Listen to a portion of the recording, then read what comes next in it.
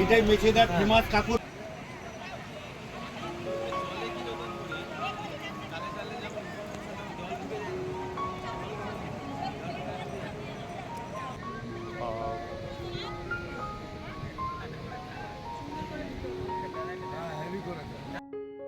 সাহায্য করবে আঙুলি বোড়া রামুন করবে।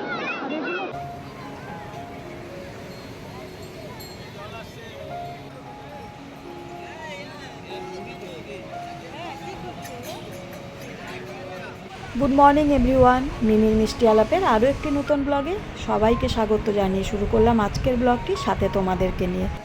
আজকে সকালবেলা একদম সমুদ্রের পাড় থেকে শুরু করলাম ব্লগটি।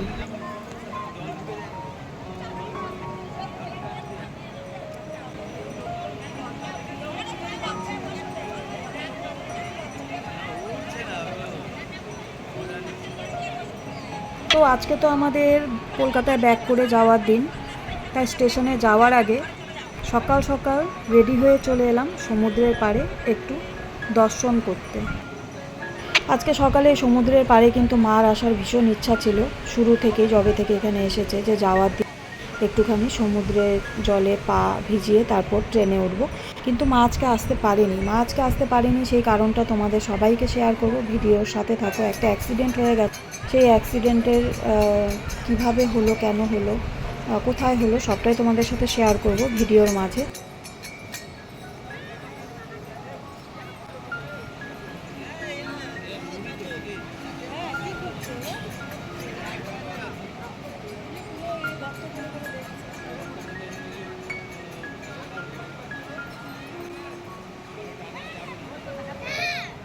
এইখানে দেখো এরকম গর্ত করে করে কিন্তু অনেকক্ষণ থেকে কিছু একটা করছে, আমরা জানি না কি করছে, বুঝতেও পারলাম না, আর সেরকম কিছু জানতেও পারলাম না। কিন্তু এখানে প্রথমে অনেকজন ছিল, নুলি যারা, তারা এখানে গর্ত করলো, আবার কেউ কেউ ওই সাইডে চলে গেল, ওখানেও দেখছিলাম যে এরকমই গর্ত করছিল। তো আমাদের ঠিক জানা নেই, কিন্তু সেই জন্য আমরাও ভীষণ আগ্রহী হয়ে দেখছি যে এখানটায় হচ্ছেটা কি, কিছু খুঁজছে বা কিছু করছে, কিছু তো একটা ব্যাপার আছে।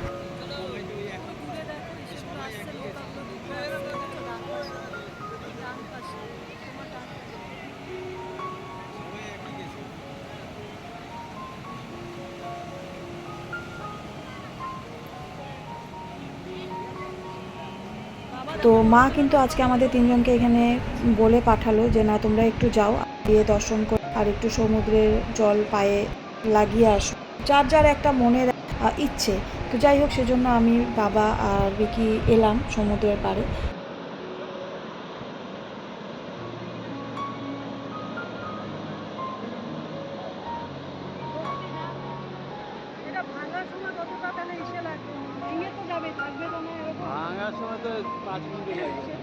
আর দেখো কি সুন্দর প্রতিভা, কলেজ স্টুডেন্ট যারা এটা বানাচ্ছিল, আর্ট করছিল আর কি, স্যান্ড আর্ট। ভীষণ মুগ্ধ হলাম দেখে।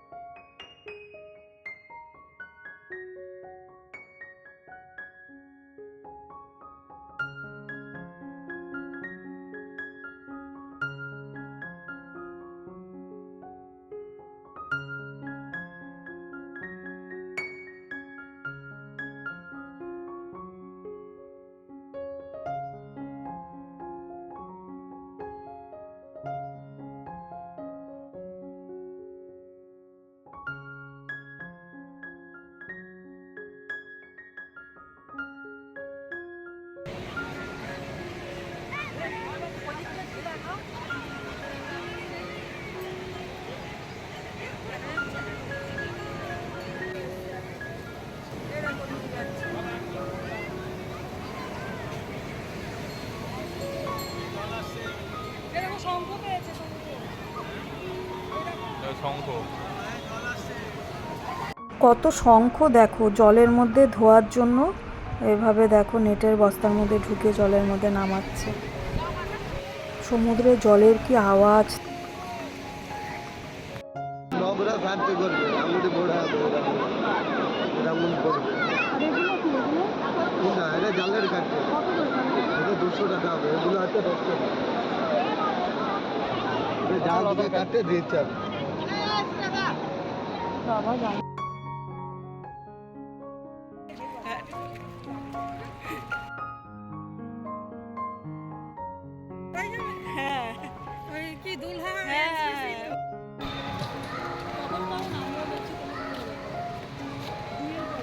তো আমরা স্টেশনে পৌঁছে গেছি। তোমরা দেখতেই পেলে যে মায়ের সাথে আরেকজন বয়স্ক আন্টি দুজনে মিলে ব্যাগগুলো যেই ভ্যানটাতে নিয়েছে সেটাতে করেই কিন্তু, মানে এটা ঠিক ভ্যান নয়, ওই লাগেজ নেওয়ারই ওদের একটা মানে গাড়ি, সেটাতে করে পুলিশরা টেনে তুলছে। কারণটাই হচ্ছে যে তোমাদেরকে একটু আগে বললাম যে মার একটা অ্যাক্সিডেন্ট হয়েছে। গতকাল যখন আমরা গেলাম সমুদ্রে স্নান করতে, তখন কিন্তু মা একদম পায়ের পাতা জলে, এর আগের দিনের ভিডিওতেও দেখেছিলে তোমরা যে মা আর বাবা কিন্তু খুব একটা বেশি নামেনি, তো ওই সমান জলেই দাঁড়িয়েছিল, শুধু পা ভেজাতো আর ওখানেই বসে থাকতো, ঢেউ এসে যেটুকু জল গায়ে লাগতো সেটাই। তো ওরকম করতে গিয়ে তারপর হঠাৎ একটা এমন জোরে ঢেউ আসে, মানে আমরা সবাই রীতিমতো পড়ে যাই, কিন্তু মা এমনভাবে পড়ে যায়, বিশেষ করে পাশে একজন বলছিল চশমাটা মানে ঠিক রাখার জন্য, মা চশমাটার দিকে ফলো করতে গিয়ে, চোখের চশমা ফলো করতে গিয়ে মা কিন্তু পড়ে যায়, এত ডিসব্যালেন্স হয়ে পড়ে যায় যে মা পায়ে একটু ব্যথা পায়, হাঁটাচলা করতে পারছিল না। তো আমরা তো খুব ভয়ে ছিলাম যে পায়ে কোনো ফ্র্যাকচার বা কিছু হলো কিনা, মোচকালো কিনা। তো যাই হোক, ওখান থেকে ওই নুলিরা সবাই মিলে ধরে অটো ডেকে মাকে কিন্তু অটোতে বসিয়ে দিল। সাথে আমরা ওই অবস্থাতেই বালু জল কাদায় মাখা পুরো জামা কাপড়, মাথায় বালু, ভেজা শরীরে আমরা চলে গেলাম মাকে নিয়ে ওখানকার মেডিকেল অনেকটাই দূর ছিল। যাই হোক, অটোতে করে আমরা হোটেলে যাওয়ার সময় পাইনি, মা এতটা যন্ত্রণা পাচ্ছিল। ওই দেখো বসে আছে পা তুলে, এইভাবে প্রচণ্ড যন্ত্রণা ছিল। যাই হোক, ওখানে তো গিয়ে দেখালাম, তারপরে ওখানে এক্স রে করাতে যেরকম, তখন বন্ধ হয়ে গেছিলো দুপুরবেলা, 4টের সময় আবার এক্স রে করানোর টাইম দিয়েছিল। বাইরে থেকে এক্স রে করালাম, করিয়ে হসপিটালের পাশেই ছিল, ওখান থেকে এক্স রে করিয়ে নিয়ে দেখলাম যে কিছুই হয়নি, ফ্র্যাকচারও হয়নি আর মোচকায়ও নি, মানে ভাঙেনি, কোনো কিছুই হয়নি। তো ওই ভয়টা কাটলো। তবে ডাক্তারবাবু বললেন যে ঢেউটা যেহেতু জোরে ছিল, তো মার যেহেতু বেকায়দায় পড়ে গেছে, ঢেউটা এসে যে বাড়ি খেয়েছে পায়ের মধ্যে, সেই জন্য একটা মাসাল পেন। তো যাই হোক, ওষুধপত্র দেওয়া হয়েছে, ওষুধপত্র খাওয়া হয়েছে, এই জন্যই মা বেশি হাঁটাচলা করছে না, কারণ বাড়ি তো পৌঁছতে হবে, আর ব্যথা আছে, ব্যথা তো জানোই, ব্যথা সহজে তো আর ফট করে সেরে যায় না। তো যাই হোক, এটাই ভগবানের কৃপা যে কোনো কিছু হয়নি পায়ে। মাও তাড়াতাড়ি করে বাড়ি ফিরতে চাইছে আর লোকাল ডাক্তার দেখাবে। খড়গপুর ঢুকছি।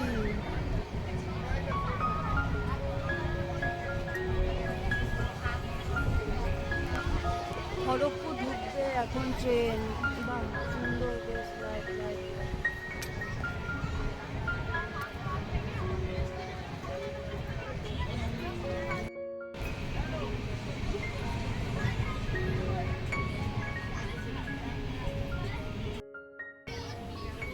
খড়গপুর ঢুকছে গো।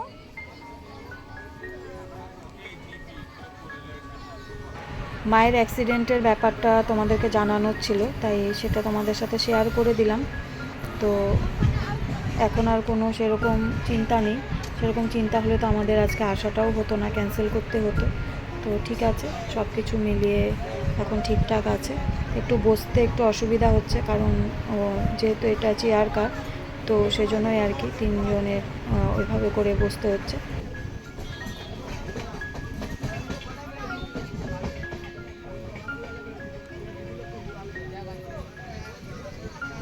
দেখো, খড়গপুর স্টেশনে আমরা পৌঁছে গেছি, উড়িষ্যা ছেড়ে দিয়েছি, খড়গপুর ঢুকে গেলাম, ওয়েস্ট বেঙ্গল। প্রচণ্ড ঘুম পাচ্ছে, খুব ঘুরেছি তো, এখন ট্রেনে বসে যেন ঘুমটাই যাচ্ছে, ঘুমটাই যাচ্ছে না চোখ থেকে।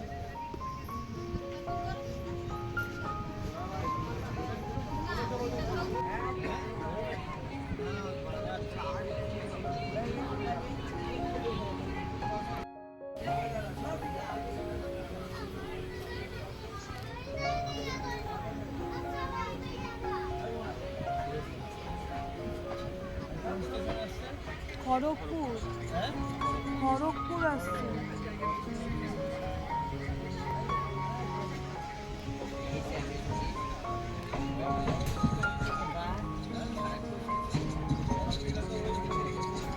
হ্যাঁ,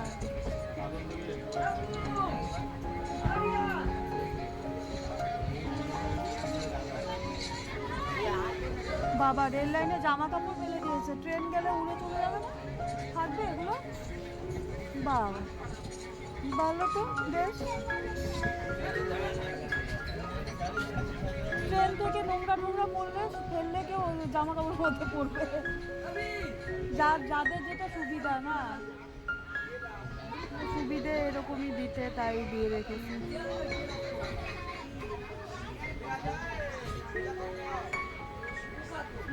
খড়গপুর ঢুকছে, তাই আমি এখান থেকে একটু ভিডিওটা অন করলাম, ক্যামেরাটা অন করলাম একটু।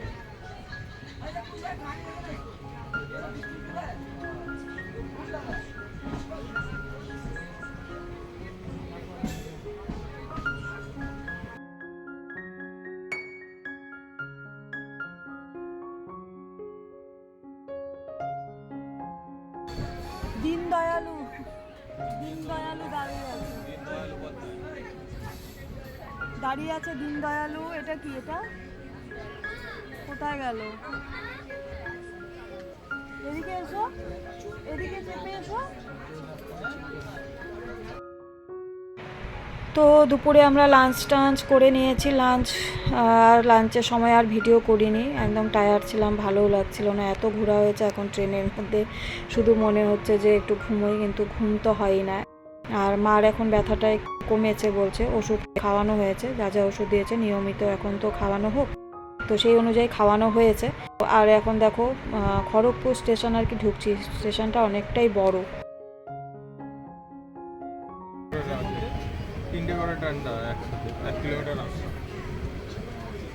একসাথে 3টে করে ট্রেন দাঁড়ায়, মানে একটা লাইনে 3খানা ট্রেন দাঁড়াতে পারে। তাই দাঁড়াতে পারে।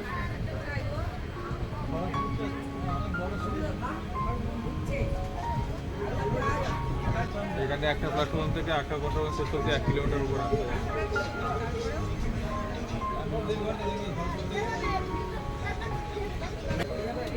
সাঁতরাগাছি থেকে কি করবে সেটা জানি না। সাঁতরাগাছি থেকে হল্ট করিয়ে দেবে না হাওড়া ঢোকাবে, সেটা ওদের ব্যাপার।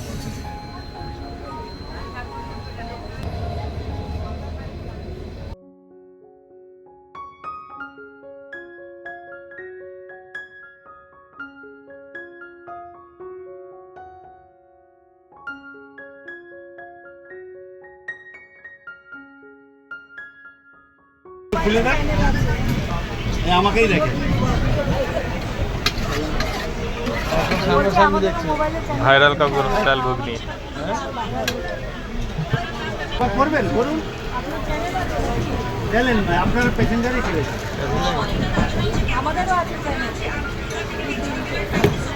অনেকে চ্যানেল করে ছেড়েছে আমি ভাইরাল কাকু।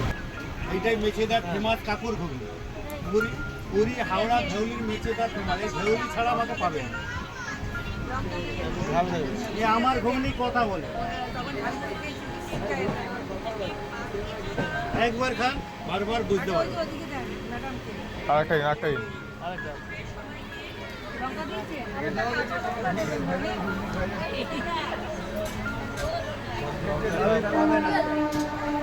ভাইরাল ঘুগনি পাবে না, ভাইরাল ঘুগনি গিয়ে ভাইরাল হয়ে যাবো আজকে।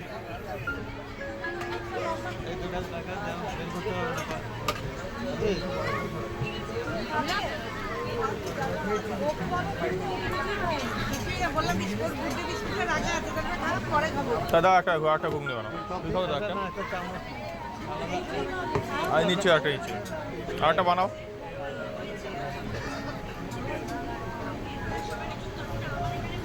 আরেকটা দাও, চামচ দেবো না? আরেকটা ওখানে দাও, ওখানে একটা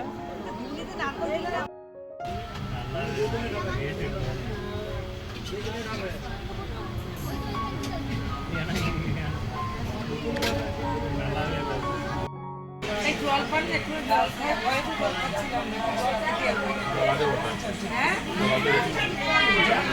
জলাতে ঘুগনি খেলাম, কিছুক্ষণ পর আবার এই যে চানা এসছে, ছোলা যেটাকে বলে মাখা, সেটা নিয়েছি, সেটা খাচ্ছি এবার আমরা বসে বসে।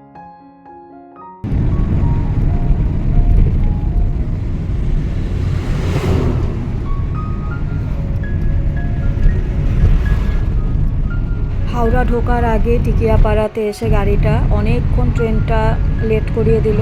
অনেকক্ষণ মানে কয়েক ঘন্টা আমরা ওখানে দাঁড়িয়েছিলাম। তারপরে যে হাওড়া থেকে গাড়ি ভাড়া করে বাড়ির উদ্দেশ্যে রওনা দিলাম। বাড়ি ঢুকতে ঢুকতে আমাদের অনেক দেরি হয়ে যাবে, ধরো 2টোর পর। তো যাই হোক, আজকে এই পর্যন্তই ভিডিওটি রাখছি। ভিডিও শেষে কিছু সুন্দর সুন্দর ছবি তোমাদের সাথে শেয়ার করে দিচ্ছি। আজকে সারা দিনের মুহূর্তগুলো, বিশেষ করে সমুদ্রের পাড়ে সকালের কিছু সুন্দর ছবি তোলা, সেগুলো শেয়ার করে দিচ্ছি। আর জলপুরি একটা তোমাদের সাথে শেয়ার করব। আসলে আজকে যে তোমরা দেখলে যে সেন্ট বালু দিয়ে যে আর্টটা করছিল না, সেখানে হচ্ছে আমরা সেদিন ছিলাম না, আমি বাবা বিকি যেদিন ঘুরতে গেলাম সাইট সিন করতে, সেদিন মা ছিল। মা সমুদ্রের পাড়ে যখন এসেছিল তখন অন্য সাইডে এরকমই সেন্ট দিয়ে ওরা যে জলপুরি বানিয়েছিল। তো মা ভিডিও করেনি, শুধু ছবি তুলেছিল। সেই ছবিটাও আজকে এই ভিডিওর শেষে আমি শেয়ার করে দেব। তোমরা কিন্তু অবশ্যই জানিও তোমাদের কাছে আজকের ভিডিওর সাথে এই ছবিগুলো কেমন লাগলো। যতটা পারলাম তোমাদের সাথে পুরীর ভিডিও পার্টে পার্টে শেয়ার করলাম। আজকেই পুরীর ভিডিও শেষ আমাদের ভিডিও। তো তোমাদের আজকে শেষের ভিডিওটা কেমন লাগলো অবশ্যই জানিও। আর যে শিল্পী আজকের এই আর্টটা করেছে তারও 1-2টো ছবি তুলে শেয়ার করে দিলাম।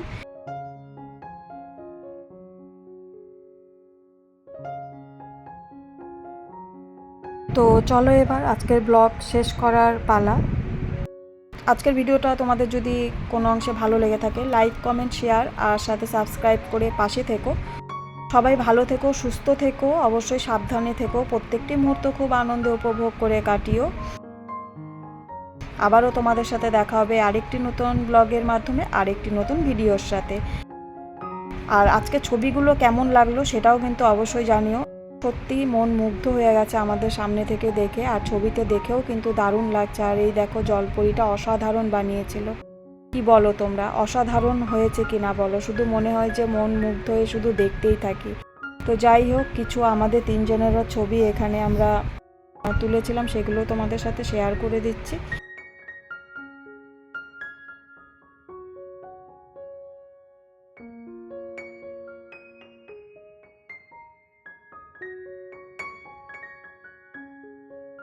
আজকের ভিডিওটি এই পর্যন্তই। আবারও দেখা হচ্ছে পরের ভিডিওর সাথে। এখনকার মতন সবাইকে টাটা।